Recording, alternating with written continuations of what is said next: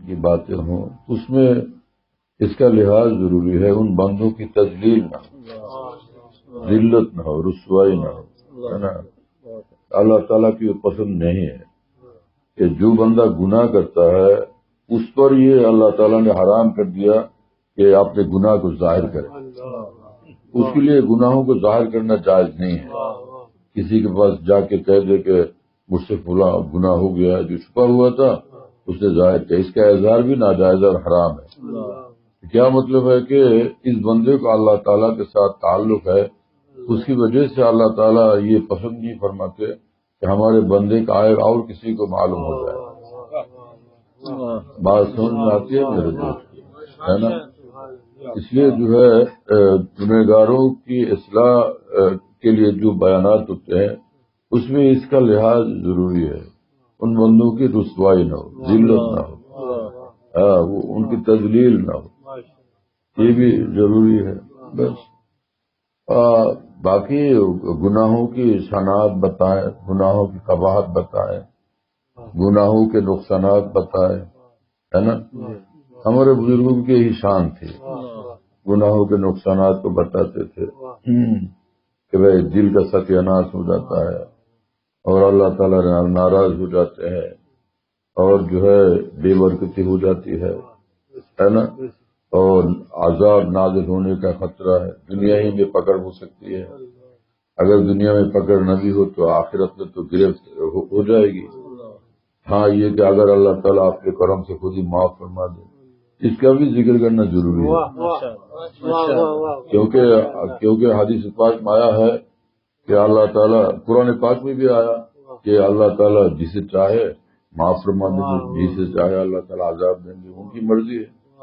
وہاں کوئی اللہ تعالیٰ سے پوچھ گچھ نہیں کر سکتا کہ ایک ہی جرم پر فلاں کو آپ نے معاف کر دیا اور فلاں کو پکڑ لیا ہے تو کیا بات ہے۔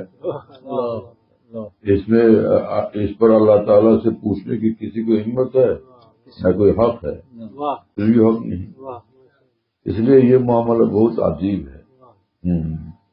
اس لیے گناہوں کی وجہ سے دل میں دکھ ہونا، افسوس ہونا یہ تو ضروری ہے، لیکن گناہوں کی نحوست اور خرابی بتلانے کے لیے، اصلاح کے لیے اس کی ضرورت ہے کہ اللہ کے ہاں گنہگار بندوں کی بھی رعایت ہے، لہذا ہم بھی رعایت رکھیں گے۔ مجھے تو قرآن پاک کی ایک آیت سے ہمیشہ اس آیت پاک کو دیکھ کے مجھے عجیب لگتا ہے کہ اللہ تعالیٰ کی کیا شان ہے۔ یہ فرماتے ہیں کہ قل یا عبادی الذین اسرفوا، دیکھو ایک حدیث پاک ہے کہ اللہم اغفر لی ما قدمت وما اخرت، اے اللہ مجھے معاف فرما دیجیے وہ سب گناہ جو میں نے پہلے کیا تھا، جو بعد میں کیا ہے، ما قدمت وما اخرت وما اسررت وما اعلنت وما اعلنت وما اسررت، جو کچھ میں نے کھلم کھلا کیا ہے اور جو کچھ چھپا کر کیا ہے، اور وما اسررت، اور وہ گناہ جس کے اندر میں حد سے گزر گیا، یعنی بہت ہی بدترین گناہ کیا، تو اسررت اس کو الگ ذکر کیا ہے، ایک ایک گناہ کا ذکر کیا اجمالی، پھر آخر میں کہنے لگے کہ یہ وہ وما اسررت جس میں بالکل ہی حد سے گزر گیا، یعنی انتہائی خرابی تھی، بربادی تھی، بے حیائی تھی، ہے نا، بہت ہی خطرناک گناہ تھا وہ۔ فما انت اعلم بہ منی، اور علاوہ اس کے جس گناہ سے میں بے خبر ہوں آپ باخبر ہیں، سب کچھ معاف فرما دیجیے۔ اس حدیث پاک کے ذکر کا مقصد ہے کہ دیکھو یہ اسرفت کو مستقل ذکر کیا، اس کا مطلب یہ ہے کہ حد سے گزر گیا جس گناہ میں۔ اس آیت پاک میں اللہ تعالیٰ نے فرمایا قل، اے نبی آپ بتا دیجئے ان کو کہ میرے بندوں کو سنا دیجئے میری بات، یا عبادی الذین اسرفوا علی انفسہم، یا عبادی میرے وہ بندے، یا عباد اے میرے وہ بندے جنہوں نے اپنی ذات پر، اپنی زندگی پر حد سے زیادہ ظلم کیا، بہت زیادہ گناہوں میں مبتلا ہو گئے یا بدترین سے بدترین کبائر میں مبتلا ہو گئے، لا تقنطوا من رحمت اللہ، تم اپنے اللہ کی رحمت سے نا امید مایوس نہ یہاں کتنی رعایتیں ہیں. اول رعایت یہ ہے جس پر مجھے بے انتہا حیرت ہے نا. تعجب ہے کہ اللہ تعالیٰ کی شان ہے, اللہ تعالیٰ کا اخلاق کی کیا عظمت ہے. فرمایا کہ میرے وہ بندوں, میرا کہہ کر کے, میرا بندہ کہہ کر کے پکارا ہے. عبادی, میرے بندوں, میرے وہ بندوں جو حد سے گزر گئے, جنہوں نے اپنی زندگی پر حد سے زیادہ ظلم کیا ہے نا. تو بتائیے عبادی کہہ کر ان کو پکار رہے ہیں اللہ تعالیٰ. آگے فرمایا کہ یہ تو عبادی کا کہنا, آگے جو کچھ فرمایا تو فرمایا عبادی کیسے فرما دیا ہے نا. یہ بہت زیادہ گناہ کرنے والے, بس تم تو میرے ہی ہو, تم تو میرے ہی. یہ عجیب بات ہے میرے دوست. خدا کی قسم اس آیت پاک سے دل ہمیشہ متاثر ہوتا ہے. اتنے بدترین گناہ کرنے والوں کو بھی اللہ تعالیٰ عبادی فرماتے ہیں. اللہ اکبر, قربان جائیے میرے دوست. ایسے مالک سے دور رہنا کیسے صحیح ہے کہ ایک شریف انسان کے لیے کیسے ممکن ہے کہ جو بدترین گنہگاروں کو بھی اپنا بندہ کہہ کر پکارتے ہیں. ایسے مالک سے دور رہنا, دور رہنا یہ کیسے گوارا ہو سکتا ہے. اللہ تعالیٰ معاف فرما دے, اللہ تعالیٰ ضرور معاف فرما دے کہ تم اپنے ہماری رحمت سے مایوس نہ ہونا. اللہ اکبر. باز آ ہر اونچی ہستی باز آ, گر کافر و گبر و بت پرستی باز آ. کسی آیت پاک کی شرح ہے, تفسیر ہے یہ کہ تم کہیں بھی چلے گئے میرے بندو آ جاؤ میرے پاس. عبادی میں وہی بات ہے, آ جاؤ تم میرے پاس. باز آ ہر اونچی ہستی باز آ, گر کافر و گبر و بت پرستی باز آ. یہ ہے اشرفو کا ترجمہ. اشرفو کا ترجمہ. اگر تم آتش پرست بھی ہو گئے, کافر مشرک بھی ہو گئے, تم آ جاؤ میرے پاس, ایمان لے آؤ, معاف کر دیتے ہیں تم ہمارے. یہ ہے اگر کافر گبر بت پرست بھی اگر ہو گئے پھر بھی تم آ جاؤ. پھر کہیں درگاہ ماں درگاہ ناامیدی نہیں. ہمارے یہاں ناامیدی کا نام و نشان نہیں ہے. لا تقنطوا ہے, لا تقنطوا بھی رحمت اللہ. اللہ کی رحمت سے مایوسی حرام ہے, کفر ہے میرے لوگ. مایوس ہو جانا کفر ہے. الایمان بین الخوف والرجاء. آدمی اس وقت تک مومن رہتا ہے جب تک وہ خوف و رجا کے درمیان رہتا ہے. ڈرتا بھی ہے, پتہ نہیں کیا ہوگا, سزائے ہو جائے, کیا ہو جائے, اور پھر امید سے بھی رہتا ہے کہ اللہ تعالیٰ فضل فرما دیں گے, وہ غفار ہے, غفور ہے, رحمان الرحیم ہے, معاف فرما دیں گے. خوف و رجا کے درمیان اگر ہے تو پھر مومن ہے, اور اگر بالکل ہی 100% مایوس ہو گئے پھر ایمان ختم ہو جاتا ہے. بات سمجھ میں آتی ہے میرے دوست کہ مایوس ہونا جائز ہی نہیں ہے. لا تقنطوا من رحمت اللہ, کہ ان اللہ یغفر الذنوب جميعا, بے شک اللہ تعالیٰ تمام گناہوں کو معاف فرما دیتے ہیں.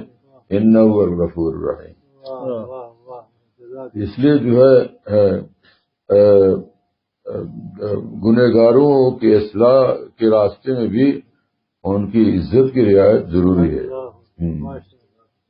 حدیث پاک میں آیا مومن کے لیے جائز نہیں ہے کہ جو ہے اپنی عزت کو ختم کر دے, وہ کہ اپنی تذلیل جائز نہیں. لا ينبغي للمؤمن ان يذل نفسه. محدثین نے اس کا ترجمہ کہ لا ينبغي لا يجوز, مومن کے لیے جائز نہیں کہ اپنے آپ کو ذلیل کرے, چاہے وہ کتنا گناہگار ہو, لیکن اپنے آپ کو ذلیل کرنا, اپنی عزت کو ٹھیس لگا ایسا کام کرنا لوگوں کے سامنے جائز نہیں ہے. اپنی عزت کی حفاظت کی حدیث پاک سے معلوم ہوا کہ اپنی عزت کی حفاظت بھی واجب ہے. اپنی عزت کی حفاظت بھی واجب ہے. جب اپنی عزت کی حفاظت واجب ہے اور کسی کی عزت کو ٹھیس دینا, ٹھیس لگانا کیسے جائز ہے, اور کسی کو ذلیل کرنا کیسے جائز ہے. گنہگار سے نفرت حرام ہے اور گناہ سے نفرت واجب ہے. دونوں کے درمیان دونوں کو ساتھ ملا کے چلنا آسان نہیں ہے. گنہگار سے محبت ہو اور اس گناہ سے نفرت ہو, اس طرح سے دین کی بات ہو. یہ بات ہے. اپنے دل کو سنبھالنا پڑتا ہے. ایک بزرگ تھے کہ جا رہے تھے سفر میں، کسی مسلمان کو گناہ میں مبتلا دیکھ کر واپس آ گئے اور چادر اڑ کر لیٹ گئے۔ جب اٹھ کے پیشاب کرنے گئے تو پیشاب کے ساتھ خون نکلنے لگا، خون آنے لگا۔ یہ تو گناہ کی وجہ سے کہ اتنا اولیاء اللہ کو دکھ ہوتا ہے، یہ تو ہے، یہ صحیح ہے، لیکن اللہ کے بندوں کی رسوائی ہو اس انداز سے گفتگو بھی صحیح نہیں ہے، دین کا طریقہ نہیں ہے، وہ اپنا طریقہ ہے، اپنا طریقہ ہو تو اس پر پکڑ ہو جائے گی، دین کے طریقے سے دینی بات ہونی چاہیے۔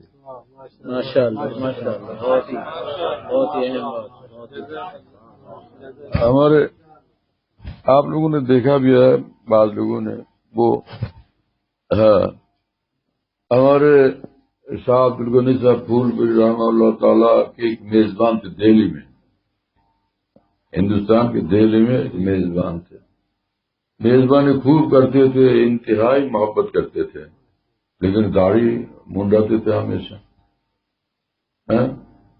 داڑھی مونڈتے تھے وہ، تو جو ہے وہ شاہ عبدالغنی صاحب رحمہ اللہ کے بعد مولانا شاہ عبدالرؤف صاحب رحمہ اللہ سے انہوں نے تعلق قائم کیا، تو حضرت مولانا شاہ عبدالرؤف صاحب رحمہ اللہ تشریف لاتے تھے دہلی میں، ان کے گھر پر ٹھہرتے تھے، میزبان تھے، کھانا کھلاتے تھے پلاتے تھے، تو شاہ عبدالغنی صاحب رحمہ اللہ کے میزبان ہونے کی وجہ سے ہمارے حضرت والا رحمہ اللہ کے ساتھ بڑی دوستی تھی ان کی، وہ صاحب کراچی میں بھی آتے تھے، حضرت والا ان کی بہت زیادہ ان سے محبت فرماتے تھے اور خاطر توجہ بھی فرماتے تھے، اور ایک دفعہ ایسا ہوا کہ ان کے گھر میں دعوت تھی اور دہلی کی بریانی کی دعوت تھی، ایسی بریانی زندگی میں نے کبھی نہیں کھائی، زبردست خوشبو تھی اور ایک دم سے گرم، بہت گرم بریانی، اور ایسی خوشبو ہر طرف ہواؤں میں پھیلی ہوئی تھی،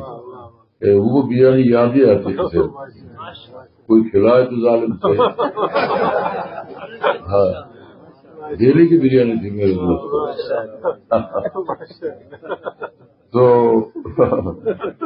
بریانی کھائی تھی، یہ ہے، لیکن وہ مستقل وہ شاہ ہردوئی کے ساتھ ہوتے تھے، داڑھی مونڈتے تھے، اور ان صاحب کا بنگلہ دیش میں بھی شاہ ہردوئی کے ساتھ سفر ہوا، وہاں بھی وہ داڑھی مونڈتے تھے مستقل، اور یہ خاص بات تھی کہ یعنی حلق اور سر منڈانا اور داڑھی منڈانا ایک ساتھ کرتے تھے، دونوں کو برابر کرتے تھے۔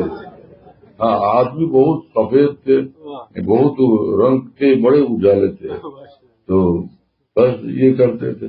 اللہ تعالیٰ کا فضل ہے، الحمدللہ رب العالمین، ہم نے اپنے بزرگوں کے ساتھ ان کو دیکھا، دل میں الحمدللہ ثم الحمدللہ، واللہ کبھی دل میں ان کی تاخیر نہ آئی، کبھی دل میں خیال نہ آیا کہ وہ حقیر ہے اور ذلیل ہے، نعوذ باللہ تعالیٰ من ذالک، بلکہ وہ ان کے ساتھ بڑا حسن زن الحمدللہ دل میں اللہ تعالیٰ نے عطا فرمایا تھا کہ ہمیں ہمارے بڑوں کی نگاہ ان پر، نظریں بڑوں کی پڑی ہوئی ہیں، اتنے ہمارے اکابر دین نے، عارفین کاملین نے ان سے محبت کی ہے، بھائی یہ کیا بات ہے میرے دوست، ہے نا، عجیب بات ہے۔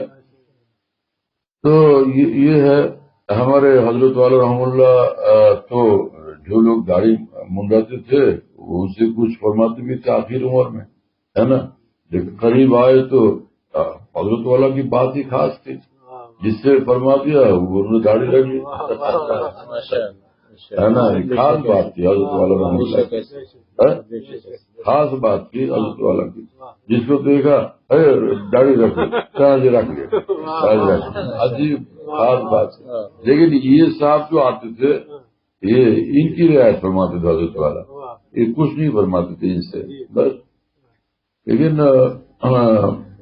میں نے سنا ہے کہ بالکل ان کی زندگی کے آخر میں شاہ حافظ نے ایک دفعہ فرمایا، آپ بزرگوں کے صحبت ساتھ رہتے ہو، صحبت ہوتا تو داڑھی کیوں نہیں رکھتے؟ پوری زندگی گزار کر آخر میں ایک ہی دفعہ اس طرح فرمایا تھا، ایک دفعہ، پھر انہوں نے داڑھی رکھی، سنت کے مطابق مکمل پوری داڑھی رکھتے تھے، اور اس داڑھی میں بھی ہم نے ان کو دیکھا تھا۔ اللہ تعالیٰ کا شکر الحمدللہ۔ یہ ہے میرے دوستوں، اس لیے جو ہے اب یہ انہوں نے ان کا اندر ایک کمی تھی، ایک کمی ہے، ہمارے اندر کتنی کمی ہے وہی تو دیکھنا چاہیے۔ ایک بات اور یاد آ گئی، حضرت حکیم احمد تھانوی نور اللہ تعالیٰ مرقدہ سے ایک صاحب نے کہا کہ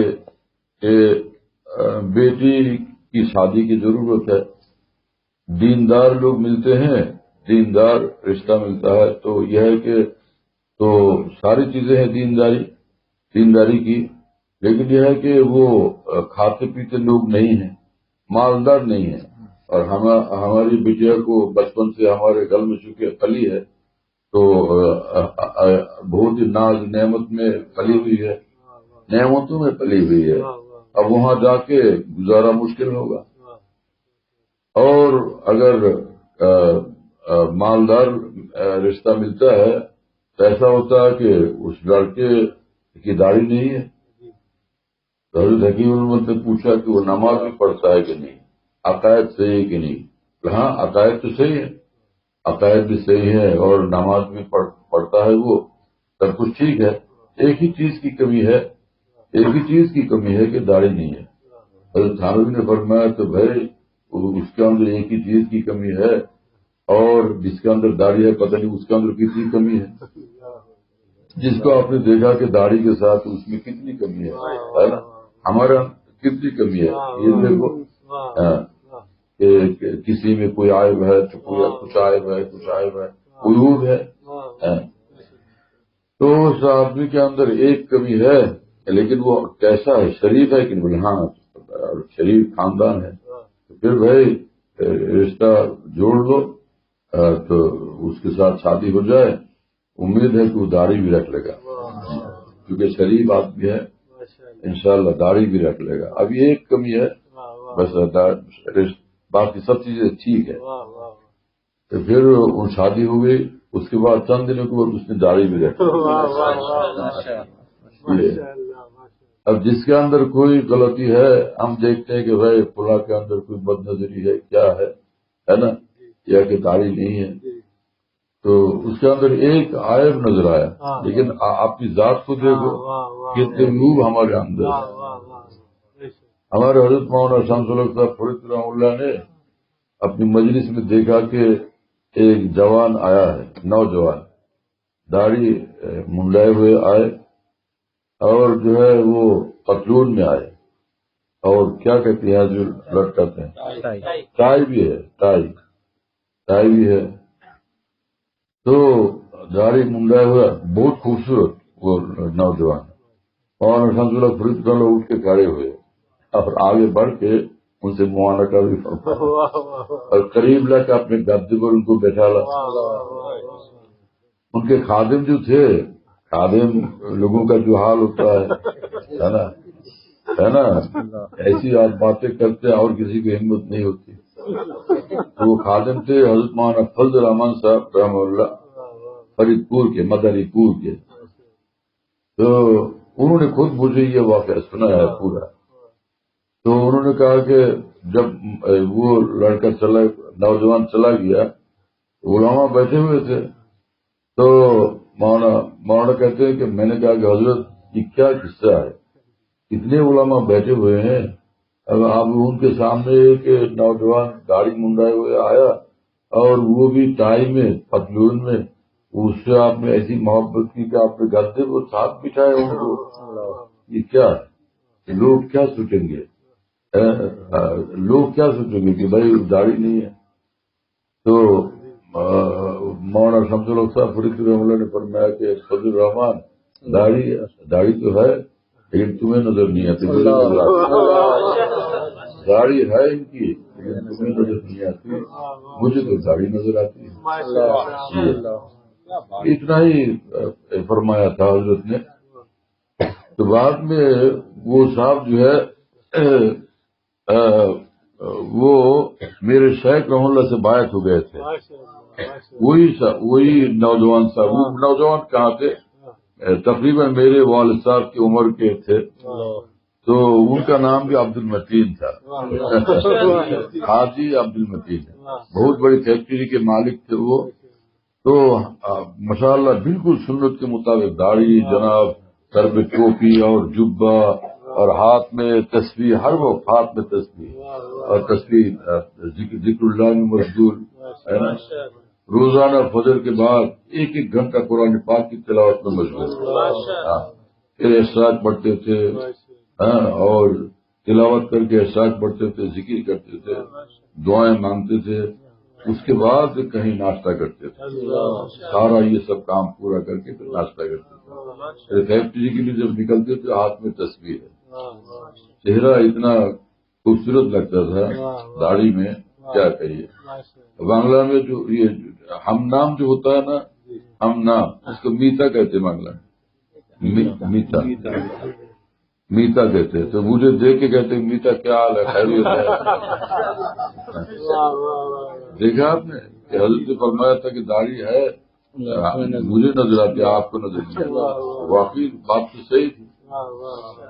ہمارے بزرگوں نے اس طریقے سے بندوں کی تربیت کی ہے، اللہ تعالیٰ کے بندوں کی تربیت کی ہے. ہم نے دیکھا ہے کہ ہمارے بزرگوں کو احترام کے ساتھ لوگوں کو حضور کی اصلاح فرماتے تھے. ورنہ ہم تو اپنے بزرگوں کے پاس رہنے کے بھی قابل نہ تھے، ایسی رعایت فرماتے تھے. حضرت والا تو بنگلہ دیش میں بھی ہمیشہ مجھے اپنے ساتھ کھانا کھلاتے تھے. حضرت والا کے دسترخوان میں حضرت والا، میر صاحب رحمہ اللہ، اور تیسرا بندہ یہ میں تھا. میں بہت ڈرتا تھا ساتھ کھانا کھانے میں، تو جھجکتا تھا. میر صاحب سے عرض کیا، میر صاحب نے فرمایا کہ اگر میں آپ ساتھ بیٹھیں گے حضرت والا ناراض ہو جائیں گے. پھر میں ساتھ بیٹھ کے کھانا کھاتا تھا. اللہ تعالیٰ کا فضل خاص تھا کہ حضرت والا ہمیشہ خوش تھے. کھانا جو کھاتے تھے ساتھ، ہم حضرت والا الحمدللہ خوش تھے، ناراض نہیں ہوتے تھے. ایک ہی دفعہ فرمایا کہ ذرا اور کچھ تیزی سے کھاؤ. چند سال کے بعد یہ فرمایا تھا. دھیما پن جو تھا اس پر فرمایا تھا.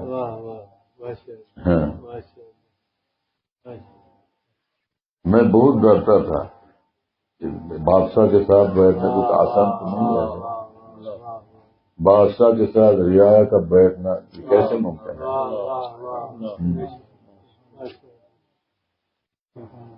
اللہ تعالیٰ معاف فرما دے.